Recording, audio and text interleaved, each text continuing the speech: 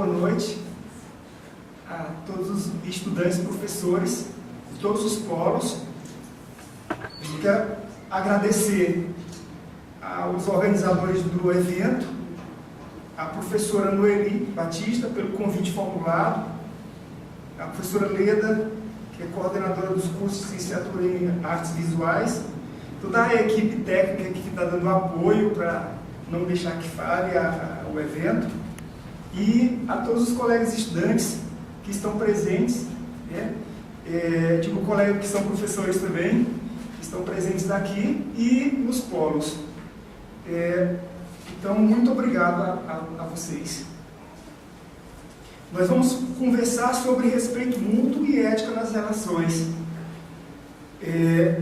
Eu, antes de tudo, gostaria de colocar um problema que é a questão da ética, o fundamento ético que nós vamos dialogar sobre ética nas relações. Então eu vou colocar o fundamento ético para que a gente entre no tema da educação, né? Geralmente nós perguntamos pelo que é ética e também a definição de ética, ela reivindica a definição também de moral. Moral e ética são distintas. A gente pode até confundir, mas é preciso que a gente distinga as duas, né? E eu vou fazer aqui a distinção das duas, de forma que a gente tenha como explorar melhor esses conceitos. A ética, como coloca o Aristóteles, lá na Grécia Clássica, 4 séculos antes de Cristo, ela remete à reflexão, à atitude reflexiva. E a moral, ela remete àquilo que está codificado na sociedade, né? Então, nós vamos conversar sobre doutrina, então apontamos a moral. Vamos falar sobre um código específico, apontamos a moral. Aquilo que, digamos assim, vem do hábito mais hábito vai levar a um costume, né? Nós vamos codificar esses costumes, nós vamos ter um quadro que é o quadro da moral.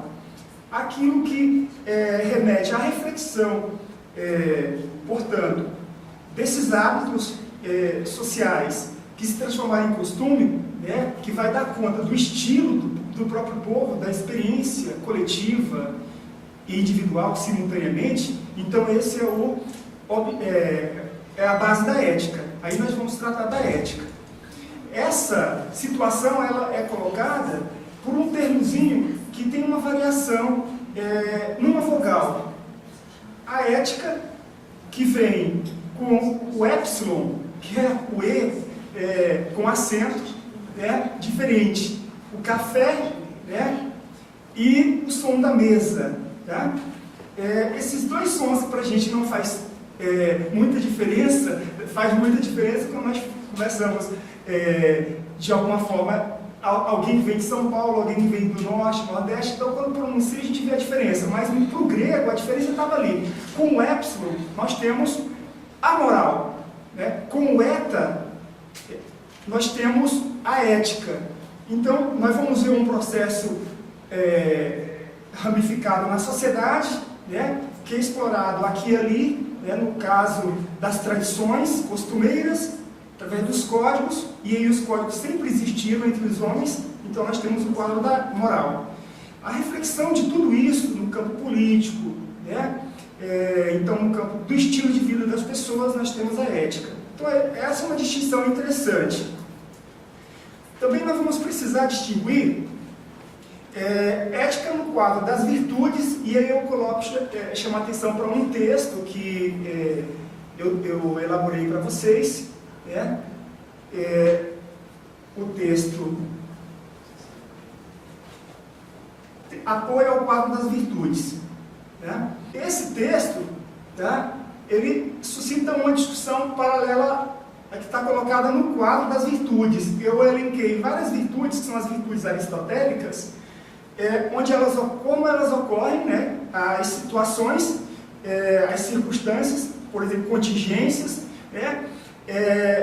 Os vícios, né, da falta e do excesso, e aquilo que para os antigos seria o dispositivo do meio, né? A experiência, nem pela falta, nem pelo excesso, nem pelo extremo. Então, a virtude.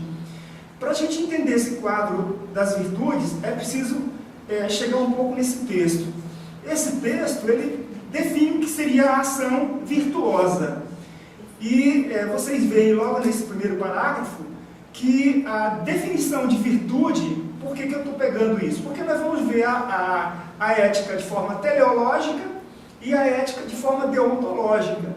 A teleológica é aquela que visa os fins e são articuladas a partir da ideia de virtude. E a ética deontológica, aquela que trabalha com o dever. Nós vamos diferenciar aquilo que vem como constrangimento, como coação, como compulsão externa, e aquilo que vem como orientação, como dispositivo racional, produzido por nós mesmos e para nós mesmos. Então nós vamos falar de uma ética de princípio, que seria a verdadeira ética, que se universaliza, né? Mais do que a outra, que é mais particularizada, que também tem os seus efeitos positivos.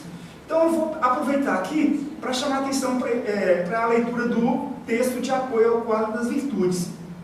Logo no início, eu chamo a atenção para a questão da virtude, que ela é uma disposição de caráter. Ou seja, ela não é algo que vem desde o tempo, né, uma inclinação natural. Aquilo que é inclinação natural. O que é inclinação natural? Aquilo que vem, que a gente geralmente, quando é questionado, por que isso? A pessoa diz, não sei, eu fiz, mas não sei. Talvez o meu pai fosse dessa forma, agisse dessa forma, a minha mãe assim, e eu faço isso naturalmente. A ética não vem dessa forma, por inclinação, né, por um dom, né, como reivindicam alguns interlocutores anteriores a Aristóteles. Então ela não é um dispositivo da natureza, e nem tampouco uma herança divina.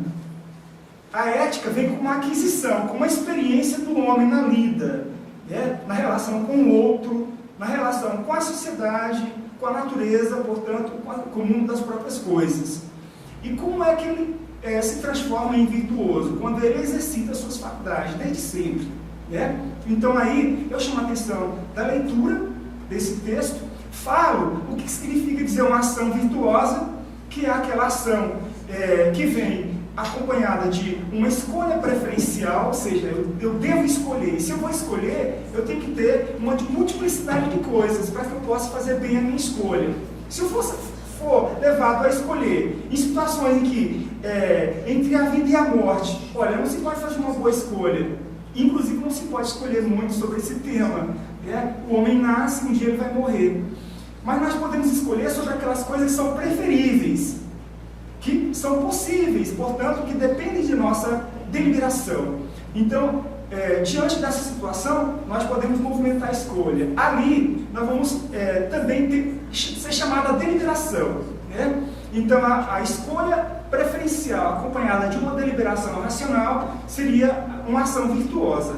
Então, nós só podemos dizer que há uma ação virtuosa quando ela vem acompanhada por uma escolha preferencial, portanto, dentro da multiplicidade, né? E em função de uma deliberação, ou seja, o homem precisa deliberar. E para que ele delibere, ele precisa pensar, ele tem consciência do ato. Eu diria até que se trata, então, de um ato perfeito, mesmo que limitado naquela situação do contexto social, político e tal, mas é um ato perfeito. Ele não foi levado a tal, não foi coagido e assim por diante. Ele escolheu e deliberou. Então aí nós falamos de uma ação virtuosa. É disso aí que o Aristóteles trata como um problema da ética. Esse é o problema da ética.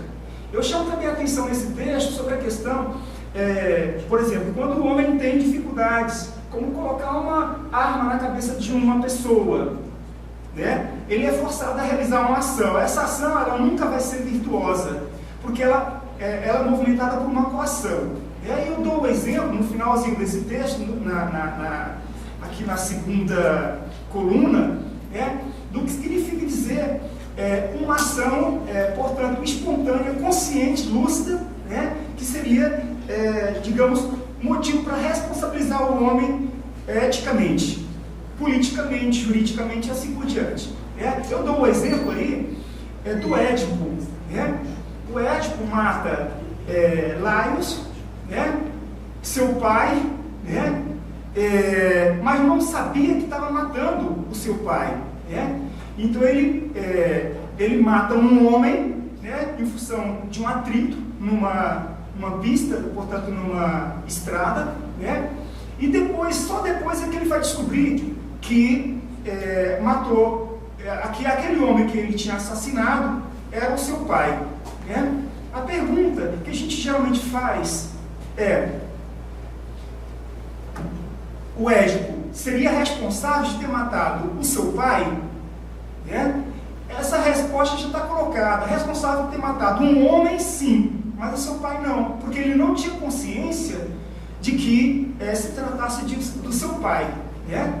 Então ele sabia que estava duelando com uma pessoa e ao fazer isso, sim, ele poderia ser responsabilizado pelas leis da cidade por ter levado um homem à morte. Mas por ter levado o seu pai à morte, ele não poderia ser responsabilizado, porque ele ignorava completamente aquela situação, né? Então nós vamos entender isso como uma coação, né? Ela vem em forma de uma compulsão interna ou externa. A compulsão interna seria aquele sentimento que é aflorado às vezes, eu dou como exemplo o cleptomaníaco. Ele tem um sentimento forte quando ele está colocado sobre um objeto reluzente, né? Então ele rouba, na verdade ele apanha esse objeto, porque ele foi levado a despertar aquele sentimento que ele não tem como controlar. Então esse movimento nós chamamos de coação interna. Um outro seria esse, no caso de uma pessoa estar com a arma na cabeça apontada e ser obrigada a fazer alguma coisa que não queira fazer, não, apenas para se manter viva. Então, quando essas questões ocorrem, as pessoas não são responsabilizadas eticamente.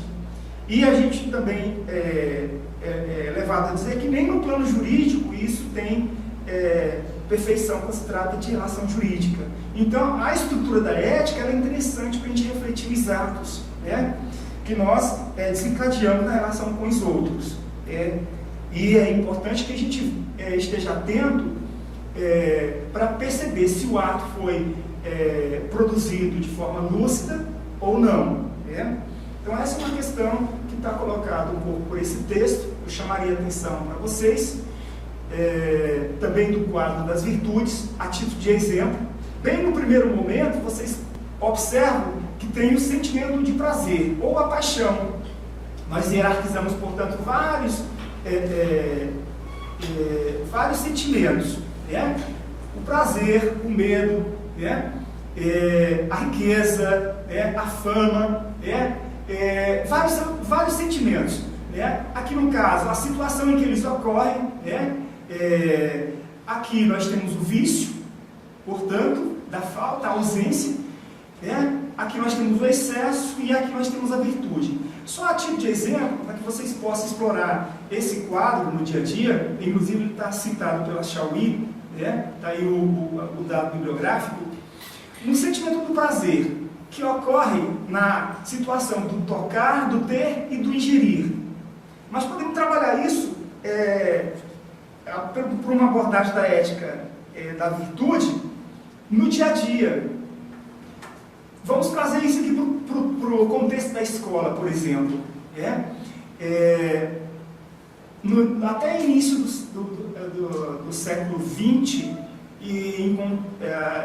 era possível detectar algumas escolas na Europa, principalmente na Suíça, em que os professores tinham uma espécie de bedel ainda, que ajudavam tinha uma tarefa, digamos assim, nobre para aquela época, de vigiar os estudantes, vigiar as meninas e os meninos, principalmente quando eles iam para os banhos, né, que seriam os sanitários coletivos. Eu dou isso como exemplo para a gente perceber a situação. Então, os meninos, eles recebiam o que nós chamamos de sabonete, né? E eles entravam nesse local com uma vestimenta, uma espécie de chambre. Eles não ficavam como geralmente nós ficamos nos banheiros, né? na vida privada e às vezes na cena pública, de tango e assim por diante. Então eles entravam e eles tinham que tocar no corpo de uma forma rápida para que não chamasse a atenção do bedel para um outro olhar, um olhar repressivo, punitivo e assim por diante. Então o que a gente pensa ali? Se a paixão, o sentimento do prazer, ele ocorre na situação do tocar, imaginemos agora uma criança que está sendo educada numa escola que tem um controle, inclusive do próprio corpo individual, de uma forma tão absoluta que o indivíduo não possa desenvolver a sua sensibilidade individual. Imaginemos quando essa pessoa entrar num processo da sua maturidade, ela vai estar tendendo, eu não digo que isso é sempre assim, mas ela vai tender sempre, se for um governante, à tirania. E a gente pode entender também um fenômeno que marcou muito a época, que chega até a década de 40 do século passado, que muitas formas de governos eram despóticas. E muitos dos governantes eram formados em escolas que tinham esse tipo de procedimento.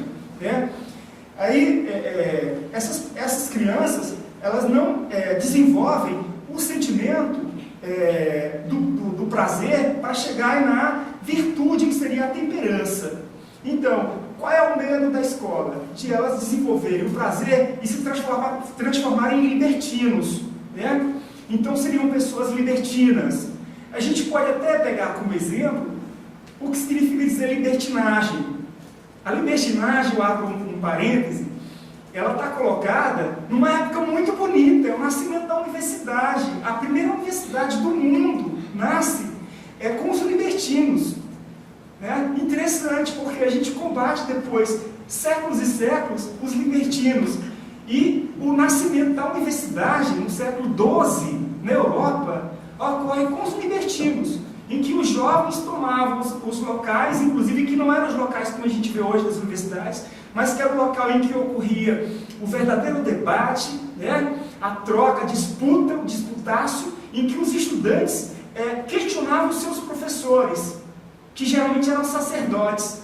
Inclusive tem um filme que retrata essa questão, Abelardo e Heloíse, em nome de Deus, em que os libertinos tomavam a água, as praças, as ruas, tocavam os bumbuns das garotas, das donzelas, bebiam vinho nas tabernas.